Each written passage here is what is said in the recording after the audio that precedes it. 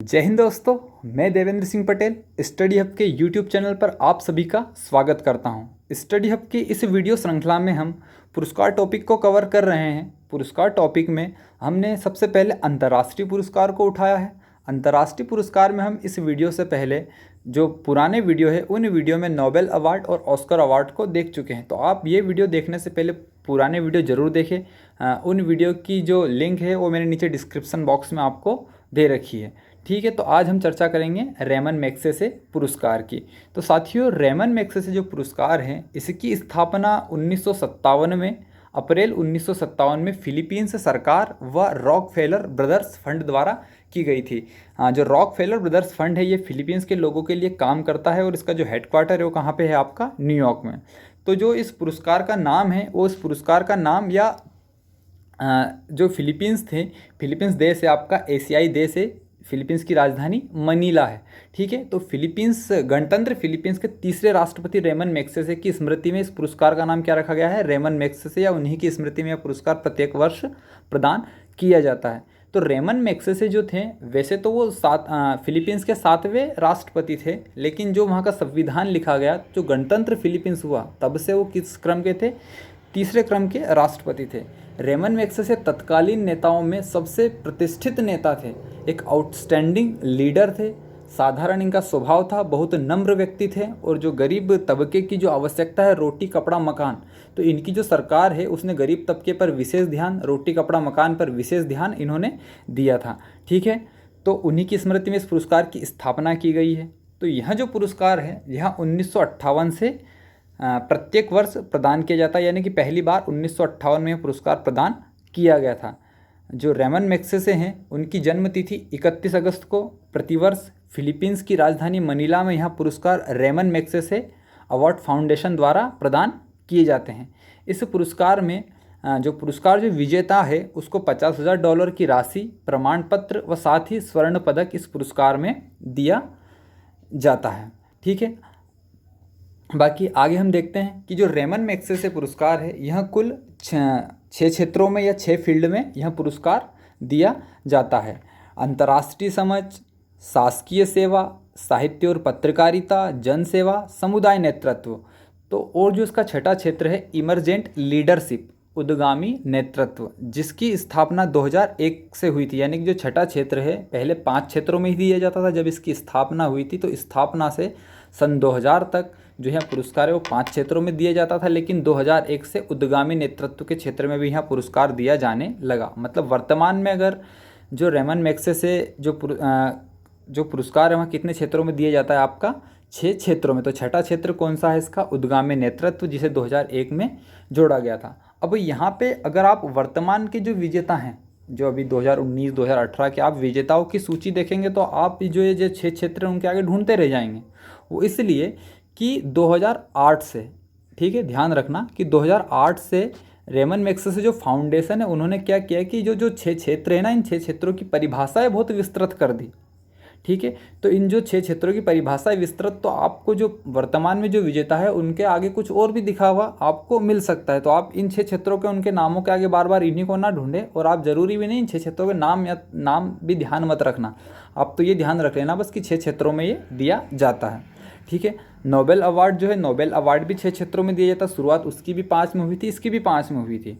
ठीक है, Nobel award जो है विश्व का प्रतिष्ठित पुरस्कार है, और जो आपका रेमन मैग्सेसे है ये एशिया का प्रतिष्ठित पुरस्कार है। इसीलिए इसे जो रेमन मैग्सेसे है इसे एशिया का नोबेल पुरस्कार भी कहा जाता है। ये महत्वपूर्ण है आपके लिए कि एशिया का नोबेल पुरस्कार किस पुरस्कार को कहा जाता है, तो आपका रेमन मैग्सेसे पुरस्कार को कहा जाता है। एक बात ध्यान देने योग्य यहाँ ये भी है कि जो रेमन मैग्सेसे पुरस्कार है ये केवल एशियाई क्षेत्र में काम करने के लिए दिया जाता है।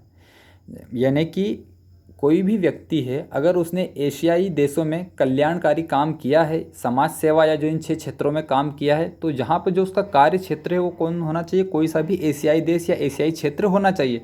यानी कि वो व्यक्ति दूसरे महाद्वीप का हो सकता है, आपका उत्तरी अमेरिका, दक्षिण अमेरिका, अफ्रीका, कहीं का भी हो सकता है, लेकिन उसका कार्य क्षेत्र यानी कि जो उसके द्वारा कार्य किया गया है वो क्षेत्र कौन सा होना चाहिए, आपका एशियाई क्षेत्र होना चाहिए। यानी कि व्यक्ति की नागरिकता जरूरी नहीं कि वो एशियाई हो, लेकिन उसका जो क्षेत्र है वो कहाँ का होना चाहिए, एशियाई क्षेत्र आपका होना चाहिए। ठीक है, आगे हम देखते हैं तो आप एक बात ये भी यहाँ पे महत्वपूर्ण है कि आप रेमन मैग्सेसे पुरस्कार के जो प्राप्त करता है, आपसे ये नहीं पूछेगा कभी कि पहली बार किसे प्रदान किया गया था। हाँ, पहली बार किस भारतीय को प्रदान किया गया था, ये आपके लिए महत्वपूर्ण है, क्योंकि हर साल 5-7 लोगों को दिया जाता है। तो आप इस पुरस्कार के ज़्यादा जो प्राप्त करता है उनके ज़्यादा की जानकारी आप मत रखना, कम से कम मैं आपको 4-5 नाम बता देता हूँ, आप उन्हीं नामों को याद रखना और जिनको करंट में दिया जाता है, बस इतना ही।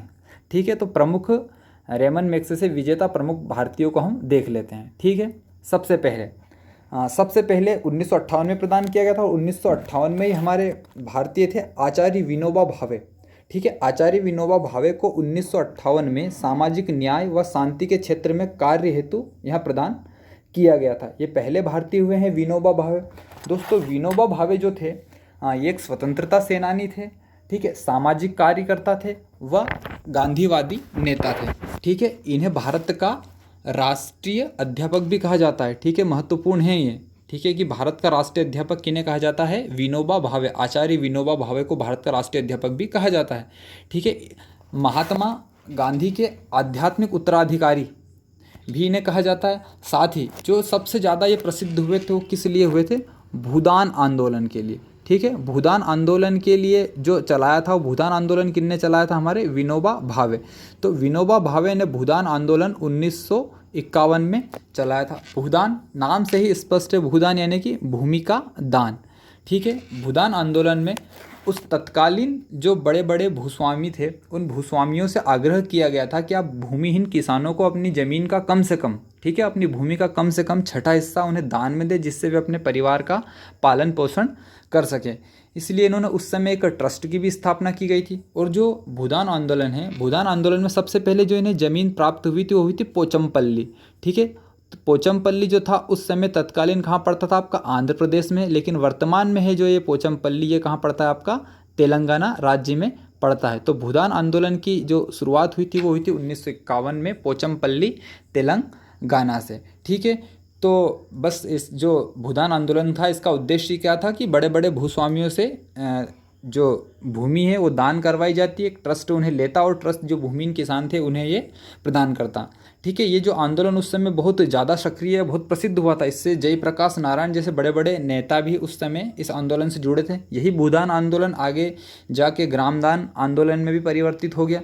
दोस्तों, इस जो आंदोलन है इसकी बहुत सारी कहानी है, तो आप इसे कहीं और जाके थोड़ा सर्च कर लेना। लेकिन इस वीडियो में आपको ये बताता हूँ कि भूदान आंदोलन 1951 से शुरू हुआ था। किसने किया था? विनोबा भावे ने। कहाँ से हुआ था? पोचमपल्ली तेलंगाना ने। ठीक है, जो विनोबा भावे हैं उन्हें 1983 में, ठीक है, 1983 में भारत सरकार ने भारत रत्न से भी नवाजा था।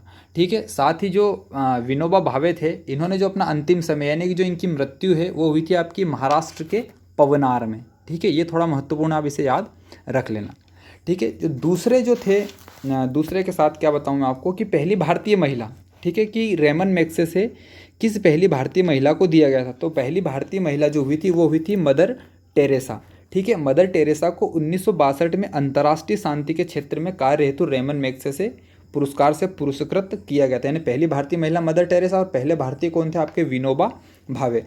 Mother Teresa missionaries of charity के संस्थापक है और मदर टेरेसा को संत मदर टेरेसा की अभी जो वर्तमान में संत की उपाधि दी गई है। तो मदर टेरेसा जो है ये क्या है कि सामाजिक कार्यकर्ता है। HIV, TB और लेप्रोसी के जो पीड़ित है उनके लिए इन्होंने बहुत अनाथालय खोल रखे हैं, उनके बच्चों के लिए इन्होंने स्कूल खोल रखे हैं। मतलब निस्वार्थ भाव से ये समाज सेवा फ्री में करती है गरीबों की।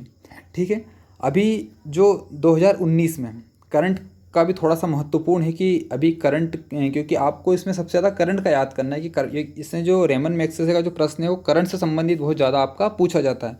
तो 2019 में NDTV के पत्रकार, NDTV पे एक शो आता है प्राइम टाइम, उसके लिए जाने जाते हैं रवीश कुमार। तो NDTV के पत्रकार रवीश कुमार को 2019 में पत्रकारिता व समावेशी शिक्षा के क्षेत्र में कार्य हेतु 2019 में यहाँ पुरस्कार प्रदान किया गया है। किसे? रवीश कुमार को।